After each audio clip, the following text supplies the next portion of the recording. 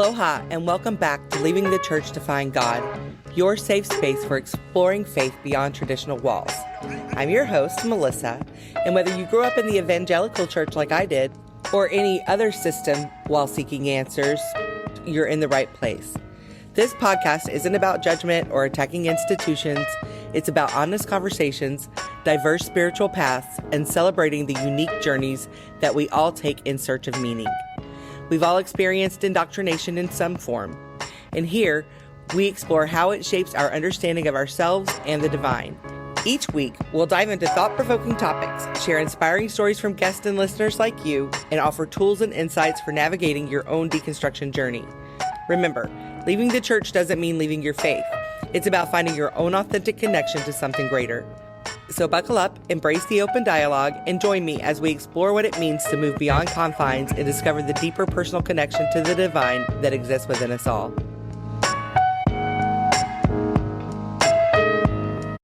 Aloha, God Pod. Thank you for being here again. Can you believe that this is episode 15? I cannot. It just has flown by. So many things to get into and to talk about. I'm learning so much. It's just been such a wild ride already. There are going to be 25 episodes this season, and this is number 15. So we're way past that halfway mark, rolling on in to the end of this season. So thank you for being here. Everybody who keeps showing up week after week, I appreciate you. And even those who are new, I appreciate you too. So let's get in it. Mindfulness. So last week I was talking about embodiment, and I just decided to go for it with the embodiment mindfulness, and then we'll talk about being soul-led, because my whole shtick is authenticity, right? Living authentically. Like, authenticity leads to everything. It leads to everything that you desire.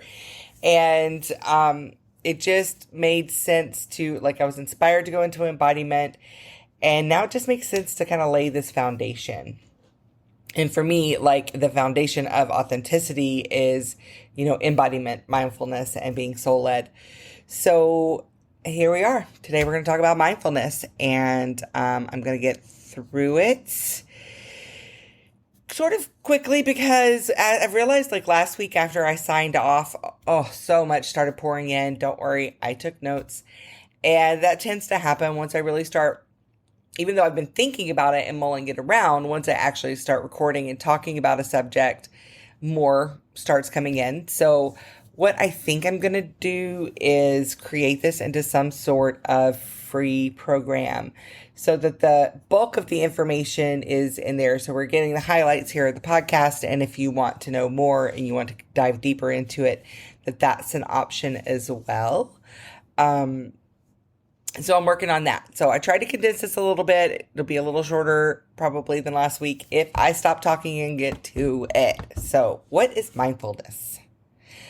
Mindfulness, it means being intentionally aware and engaged in the present moment, or as so many people call it, being present, being right here, right now, with acceptance and without judgment. That's both of those two pieces are pivotal in mindfulness, because it literally is like about not resisting what's happening in the moment. So that's where the acceptance piece comes in, and without judgment of what's happening.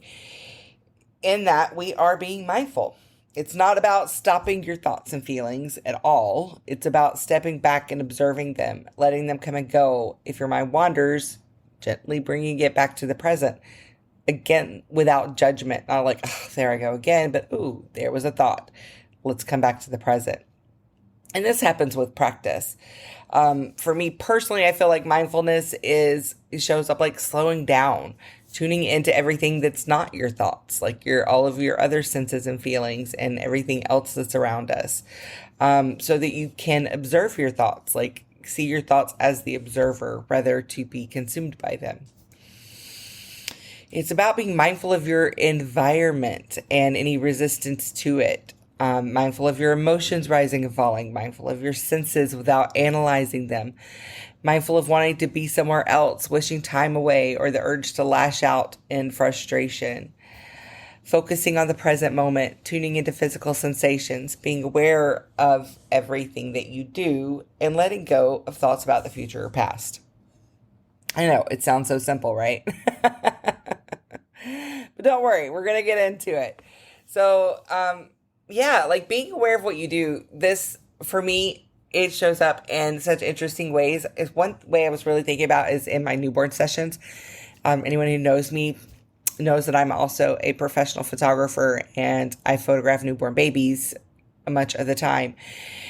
And with the babies, I really try to be baby led. I really am baby led. And which means not having a goal, a specific goal of what I'm trying to accomplish from that session, but knowing what I'm capable of doing and then meeting that baby where they're at and producing something really beautiful, meeting their capabilities with my capabilities. So I don't go in with like a shot list like many people do. I'll set up sets and make it cute, have things planned out. But so many people come in with a shot list. They're on it. They get it done. I respect those people. They get their sessions done so much more quickly. But I'm very mindful about things. This is something that has built in me over years and years, this awareness of being present. And so I've really, plus I think being neurodivergent really helps me to like zoom in. And so I feel like it's really just become a regular part of my life. And like in the newborn sessions, that looks like me just moving really slowly, me listening to the baby's movements and energy and reactions and working with that. And instead of just trying to rush into another thing, I'm moving my hand very slowly and gently. When I'm touching the baby, I'm not just like touching the fabric or moving something out of the way. I'm literally using my energy to feel that baby's energy. I'm tuning in. As I say this, I realize I probably developed a lot of this like touch mindfulness from being a massage therapist, which I was a long time ago in one of my many lifetimes.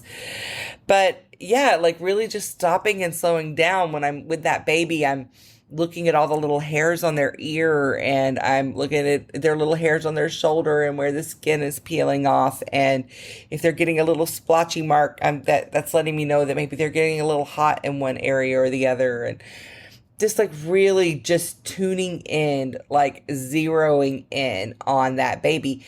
I don't know if you've seen in like the movies, like when they show like flies or an insect like visioning, it's like everything else gets quiet and then they just like zone in on the thing. That's what mindfulness looks like in practice for me. That's like, it's just really just tuning out everything else and focusing in on the present experience. It's not going to happen overnight. For one, being awareness brings mindfulness, right? So when we become aware of something, then oftentimes, especially if we live mindfully, it just becomes, it went from our subconscious into our conscious awareness, and then we become mindful of it. I used to work with this guy. It's called Zen therapy. There's nothing Zen about it. It's the most painful thing I've ever experienced, but it worked. He's a body worker. I wouldn't call it massage because that would be very misleading. Or chiropractic. It's some torturous something incorporating them both, I guess. But he had learned it in a monastery. He was a monk and for more than 20 years. And he did this thing called Zen therapy, and it worked. It was very painful, not Zen, but it worked. And he said something to me, he said, "Oh, you're really right side dominant," which totally made sense at the time. I was very much in my masculine energy, which is represented by the right side of the body. And I'm like, yeah, that makes sense. And I'm like, well, what can I do about it? And he said, nothing. You will automatically do something about it now that you're aware of it. And I was like, oh, okay, that makes sense. And it's true. Actually, the next time I went and saw him, which he's not someone you go see often, so this was probably a year later. You really went once when you were in desperate need. He would fix whatever it was, and then you didn't go back unless you absolutely had to. I speak of him in past tense because I'm pretty sure he's retired now, but maybe not. I don't know. I'm too afraid to find out. But the next time I went to see him, he was like, "Oh, your left side is really tight," and he was talking about these different places where I had a lot of tension in my left side. He was like, "You were overdoing it. You were trying too hard." And he was right. I have been making a very mindful effort of using my left side, which I guess was a little bit of an overuse, but that's mindfulness. Once it becomes in our awareness and we hold it in our awareness, then we practice mindfulness around it. So it can look like or making space for mindfulness in your day to day can be like noticing when your mind is escaping the present. Like if you're doing something and then you start thinking about something that happened in the past and like ruminating, or you're working on something and then you like go into, oh, what am I going to eat when I get off work? Or what am I going to do next week? Or what am I going to wear to this thing? And you get into the present, then you're escaping, into the future, then you're escaping the present moment. So just kind of noticing when your mind wants to escape the present. A lot of times it happens when we are uncomfortable because we have been trained, like I spoke on last week. If you haven't listened to last week's episode on embodiment, please do. This will all make a lot more sense. But when I was speaking last week on embodiment, that was the thing. It's like we're trained to avoid discomfort. That's kind of how our environment and our society has conditioned us, that discomfort is a bad thing when it really isn't. Again, go back to that episode and you'll understand. And so when our mind gets uncomfortable, or a lot of times when we're actually accomplishing something that we care about, or we're doing something that we don't care about, our mind will escape discomfort by going into a past or a future tense, thinking about something that's not actually happening in that present moment. Making space for mindfulness can look like being aware of your reactions to stimuli. Like when somebody jumps out in front of my car driving down Baldwin Avenue, I'm laughing because I realize, like, I don't even know. I mentioned Baldwin Avenue and Hana Highway intersection in Paia often because it's really the bane of my existence, but also couldn't live without it and everything in that intersection. But that's where Mana Foods is. But going down Baldwin and some pedestrian jumps out in front of my car, I'm gonna like really get enraged and very upset about it because deep down I'm concerned. I'm concerned for their safety. I'm concerned because I almost hit them and it scared me. But that doesn't mean that's bad. That doesn't mean I shouldn't react in that way, but just me being aware of it, which automatically brings me back into the present. As you can see, I'm laughing and I'll do that. I'll be like, so angry at a driver. And within seconds, I'm like laughing at myself because I'm like, I'm really not mad about that. This is just a reaction. And even if I was mad about it, it would be okay. The mindfulness is that awareness of it, right? And so I'm not stuck in this like moment of enraged, instead I'm the observer of it. And I see that and I'm like, oh, Melissa, you really don't like this intersection, do you, babe? And it makes me laugh and makes me appreciate myself on another level.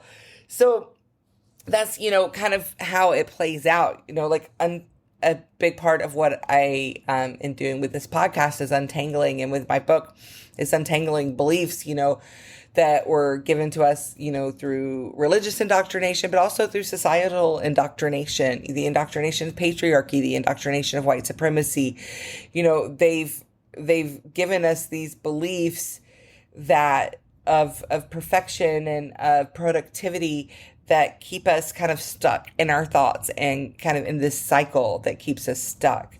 Doing things for the enjoyment with no goal. That is a beautiful way of being mindful. Like when I'm doing arts and crafts, or I'm doodling, or I'm sitting on the beach making designs with coral and shells, whatever it is, like just doing it for the enjoyment. I'm not going to sell it to anybody. I'm not going to take a picture of it. It's probably not even going to look pretty, but I just enjoy it. Like that's mindfulness in everyday life, right? Speaking your truth so that it doesn't consume your mind. Because if you don't let those thoughts out, they're going to stay in and they're just going to circulate and take over your thoughts, which takes you out of the present, right? So that's what's so important. And this is one of the ways that it really, really deeply ties into authenticity, is because when we speak, the truth, your truth is your truth, whether you're embarrassed by it, whether there are other people like it or not, whatever the situation, it's still your truth. So why not let it out, right? Like, Other people are letting theirs out. This is not like a new phenomenon. I'm speaking to the people pleasers out there. Let it out. Like, say what you mean what you say, right? Speak your truth. And that's, if somebody does something that doesn't feel good, say it in the moment if you think about it. And if you don't, say it later if you need to get it off your mind. But, if somebody says something that's harsh or doesn't feel just, and you could say that, like, that hurt my feelings, or what did you mean by that? Or one of my favorites is, what were you trying to accomplish by that? Because that really gets down to the root of the compliment, and sometimes somebody could be trying to pay us a compliment and it sounds like an insult. Or sometimes they're insulting us and they don't realize that they're being passive aggressive. Asking that question can really get down to the core of, it brings mindfulness to what we're saying. So speak your truth. If you don't like something, say it. Say it. It's the truth anyway. Not saying it isn't making it go away. It's not making it less true. It's only festering, I promise. Feeling your emotions fully. Mindfulness can look like that. Like, if you're feeling something like me and the rage in the car, like, sure, I could probably control it. I'm sure I could, because I'm really usually not even angry. Again, it just scares me. But I, feel those emotions. I let them out. I scream and I let it all out. I feel it fully. And that's being mindful, of how we're feeling and being in our emotions. We can be mindful, the same as embodiment, like resting when needed, just by being embodied. So many of these things you'll see with this conversation and with the next one on being soul-led, that they are really intertwined. And that's not a coincidence. I'll get into more of it later, but that's like the unity part. That's what the body, mind, spirit is, the embodiment, the mindfulness, and being soul-led. It is a unity. All of it works in harmony to create, this unity within us. So they're going to overlap. Mindfulness and embodiment can look exactly the same. It can look exactly the same as being soul-led, because they are. It's just like different sides of the same coin, Oh, what does mindfulness look like in practice? Y'all, I actually took notes. Can you tell that I'm actually like focusing and staying on subject? Let me know what you think. Let me know if you like it better when I'm like intuitively rambling, or let me know if you like it when I intuitively ramble to my notes app and then organize it in a way that comes out cohesively in the podcast.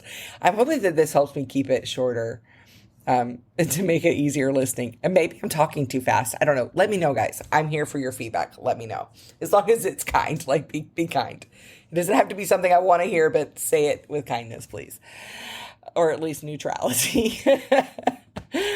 Oh, what does mindfulness look like in practice? It means listening to someone without being in your head thinking about how you're going to respond to them when they finish talking. That wasn't judgment. That wasn't judgment. I know it may have sounded judgy. It wasn't. So many of us do this. It's such a common practice. And a lot of us is just because we want to be engaged and we want to say the right thing, or we have our own, social anxiety that we're dealing with for whatever reason. This is something I feel like our whole humanity would elevate if we could be more mindful just around this one thing, which is when you're in conversation with someone, listening, being mindful, being present to what they're saying, to how they're feeling while they're saying it. Sure, but be present with them as they're speaking, and not in your thoughts about what you're going to say when they finish speaking, about how you're going to respond or how you disagree or whatever. Just listen. Just listen and hold space. Trust me, your thoughts will be waiting for you when they finish their sentence. I promise. They don't go anywhere. Trust me, I've tried. They're still going to be there. It can also look like doing tasks slowly and intentionally, which helps us to avoid mistakes and savor the experience. This is like when, like it was talking about with the newborn photography, or sometimes when I'm cleaning my house. Sure, I could like bust through it and bam and get it done and whatever. But I actually enjoy it when I take time and like really get into the nooks and crannies and reorganize and and wipe down all the parts. And, the last time I cleaned my bathroom, I was so excited. I actually even cleaned the walls and ceilings, y'all. I cleaned the walls and ceilings, not just knocked down spider webs. I actually cleaned the walls and ceilings because I enjoyed it. I was really being mindful, and my bathroom was built out brand new when I moved in a year ago. And I want to keep it brand new. The same with my kitchen. I want to honor what the landlord has invested into the place, but also, like, I love having new stuff. So I'm going to keep it as new and clean and pretty as I wanted. So it was my intention to go in the bathroom. It had been a year, and give it a reset and make it like it was brand new again. And I did. I enjoyed that. It didn't feel like a chore because I really took my time. I took my time and went through my medicine cabinet and wiped down all the shelves and took out what I didn't need. I did the whole thing, but it wasn't a chore because I was doing it mindfully. And that's the beauty of it, is like, really, when we start doing things mindfully, we enjoy it. Not necessarily because I enjoy cleaning my bathroom. I freaking hate cleaning my bathroom. It is normally one of my least favorite things to do.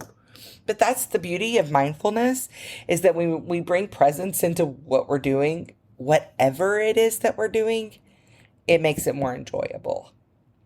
Because what's happening is we're enjoying the experience of being alive. We're enjoying the experience of experience. We're enjoying the experience of our senses. We're, enjoying the experience of our body's ability to move and to understand and to process information. It's really an opportunity for our soul, for that larger, broader perspective that I was talking about last week. It's an opportunity for that broader perspective to enjoy being human. Y'all, that just came to me while I was talking. That wasn't in the notes, so you're welcome. Okay, listening with that, we did that one. Be aware of how your words impact others. Thinking before you speak. It's a classic example of being mindful. It's something that we've heard our whole lives, hopefully, that we have held on to that bit of mindfulness in society. Thinking before you speak. And again, that's just being in the present moment and being like, oh, I'm about to say this thing, but this person's over here that could trigger this other thing that they're dealing with right now and come out the wrong way that could be hurtful for them. So I'm actually not going to say it like that. Or I could use these wordings, but that doesn't feel aligned with what I'm saying. So let me take my time and say this in a way that's going to be effective and that's not going to trigger, but is going to actually communicate. Thinking before you speak. That is, it is, I think, that a number one way that we've all heard the most ever about being mindful. It just wasn't necessarily called that. So I'll stop rambling. Through these practices, you train your mind for its true purpose. What is that true purpose? It's not getting lost in thought spirals and mental noise. I'll tell you that much. It's being an open and aware presence, able to clearly perceive the world around you and within you. I'm going to say it again. It's being able to clearly perceive the world around you and within you by being an open and aware presence. That's it. You're the presence. You're that broader perspective. And when you step back and you're in that observer, you're the observer, you're the presence that's observing this life experience. That's it, baby. That's it.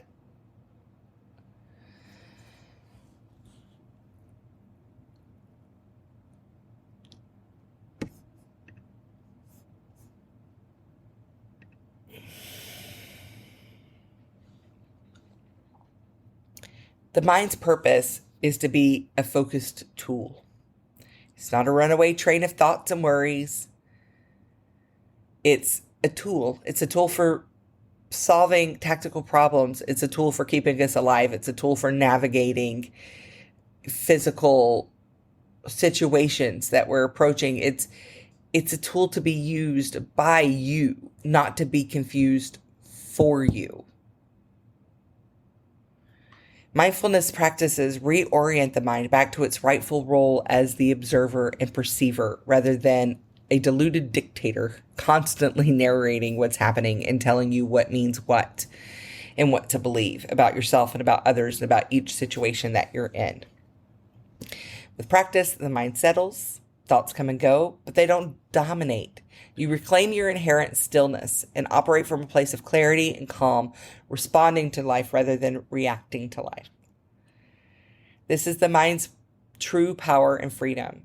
No longer buffeted by every passing thought, but harnessed in service of your deepest wisdom and truth, an open, receptive consciousness, living fully in this present moment. Sounds good, huh? Sounds good, right? Right? Are you in? Do you want to know some techniques? I'm not going to tell you need to do it without giving you some ways. So here we go. Here's some easy techniques to understand the practicality of what mindfulness is. Like mindful breathing.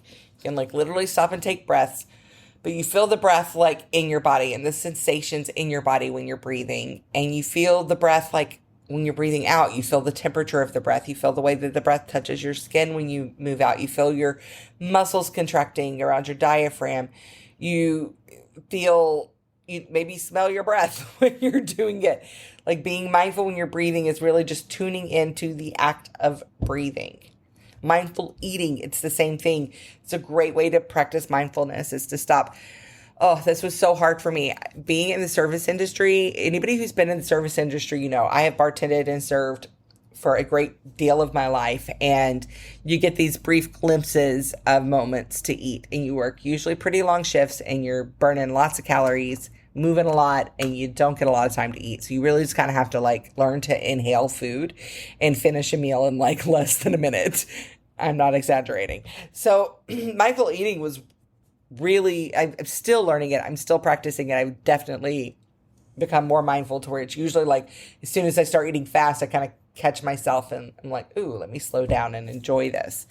But mindful eating looks like, savoring each bite of your food, tasting it, feeling how it feels in your mouth, smelling it, seeing it on your plate, really appreciating each ingredient, taking a moment to show gratitude to the people who prepared it, taking a moment to feel gratitude for the people who grew the food, for everybody along the way that made it happen to where that could be on your plate, feeling it in your body, feeling when your body is full, feeling your body's cues about it. And when your body's full, stopping to eat, or if you are not sure, stopping and giving it a few minutes. And then if you're still hungry, you can continue to eat. If you're not, stop there.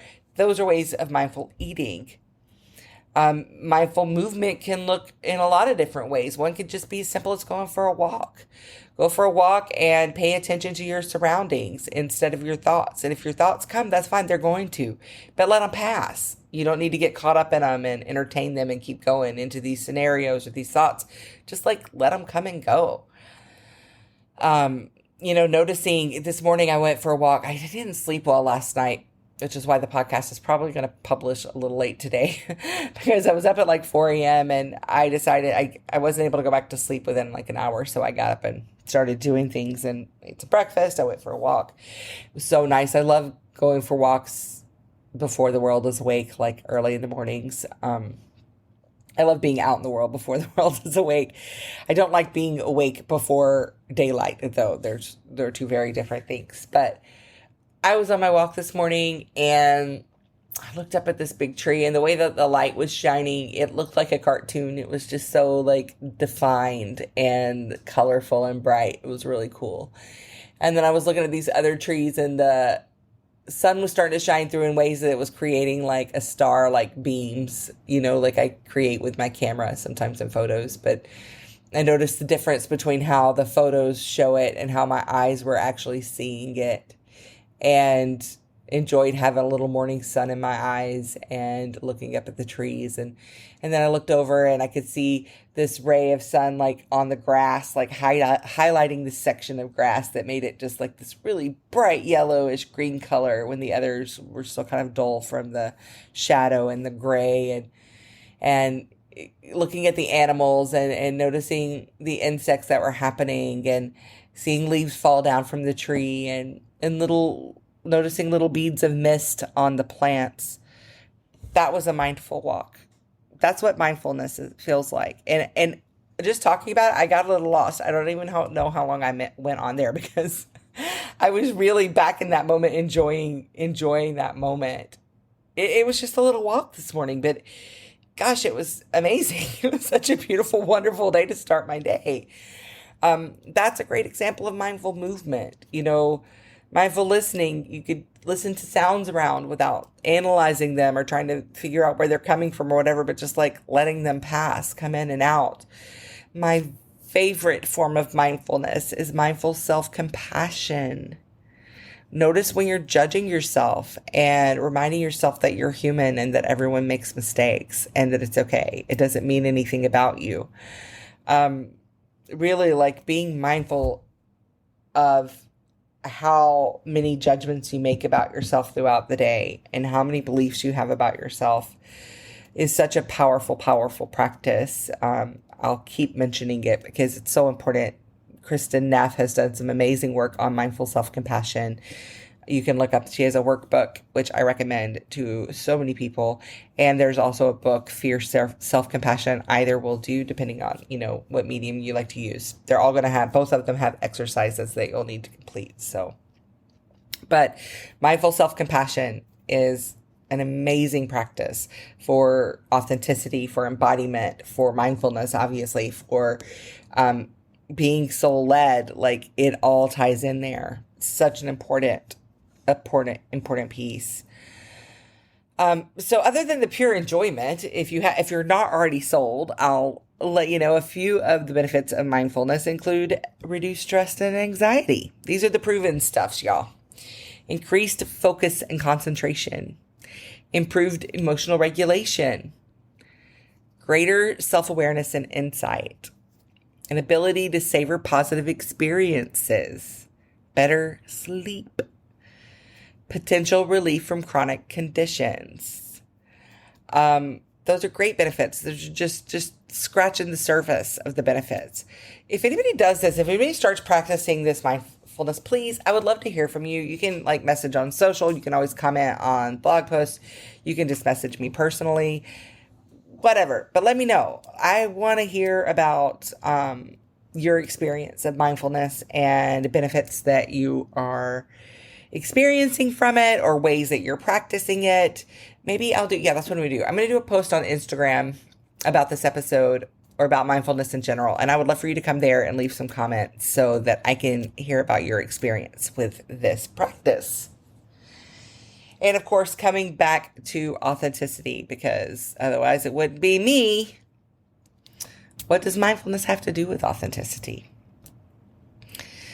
Well, it allows intentional action versus being an autopilot. By being intentional in our action, it is going to be more aligned with our internal truth rather than just acting from the mind, just an autopilot, repeating the same motions. By the non-judgmental observation, it helps prevent overthinking, which lowers stress. We talked about that one. But without the overthinking, we can be more present in general and be our authentic selves, hear our authentic selves, know what that even means. The self-awareness reveals our core values. The more aware we become of our feelings about things and our thoughts about things, and we start observing all of this, then it gives us cues. It's like, oh, that's something that's really important to me. For me, one of my core values is integrity. It's really important that if I give my word, that I keep it. And if for whatever reason I'm not able to, that I make that right and that I keep it the next time. But always the default is going to be if I give my word, I keep it to myself and to others. Integrity is one of my core values. Inclusion is one of my core values. I don't want to create something that's exclusive when it's this important. I don't want this brand to be exclusive. I want this brand to include anyone who it feels aligned with. So inclusion is one of my core values. I know that from being tuned into myself, from noticing my own thoughts and reactions to experiences that are happening in my life. So that self-awareness, it reveals those core values to you. Tuning into the body and being mindful of the body, it guides our intuitive choices. It helps us let go of resistance and create openness for our lives, for growth, for opportunity, for connection. And appreciating the present moment, it nurtures gratitude. It just, my description of my walk this morning, I was feeling so grateful for all of those things that exist in the world. So those, connections to authenticity,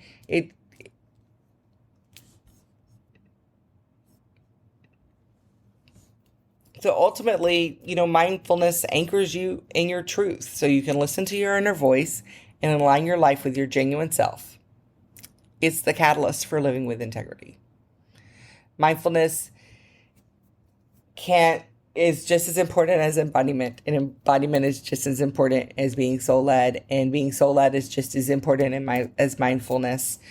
It's imperative. Ultimately, mindfulness anchors you in your truth so you can listen to your inner voice and align your life with your genuine self. It's a catalyst. It's a catalyst for living in truth, for living in authenticity and integrity. So, does this make sense? Is it tracking? How do you feel? Let me know. I look forward to hearing from you all about this. And if you want to know more, I am developing something that will share more, that will get further into this. Would love to have a conversation about it. I've been going live on Instagram on Wednesdays. So if you want to join for a live, I don't give an exact time because that's just not how I operate, but I will be there on Wednesday. So if you want to keep an eye out, I usually announce about an hour or two beforehand that I'm going live, and we can do some question and answers on this. You can always just type in questions that I'll include. I'm hoping to do a question and answer episode before the end of the season. So if you have any questions about anything we've talked about in the season, go ahead and start getting those to me, please. And yes, thank you again for being here. Thank you, thank you, thank you. I am aware of your presence. I appreciate your presence. I appreciate your support. If y'all keep showing up, I will too. I love you. Have a wonderful day and stay authentic. Thank you for joining me on this journey. If you enjoyed this episode, the best way to show your support is to subscribe wherever you listen to podcasts. Also, share your thoughts by leaving a 5-star review. It really helps more people to find this space. Want to go deeper? Head over to my website at leavingthechurchtofindgod.com. There, you can make a donation and make sure that we continue to have these conversations. No matter where you are on your spiritual journey, if you or someone you know would like to join the podcast and tell your story, please reach out to me on Instagram at authenticallymelly. Remember, you're not alone on this journey. Keep exploring, keep asking questions, and keep finding your own unique connection to something greater. Until next time, stay authentic, stay open, and aloha.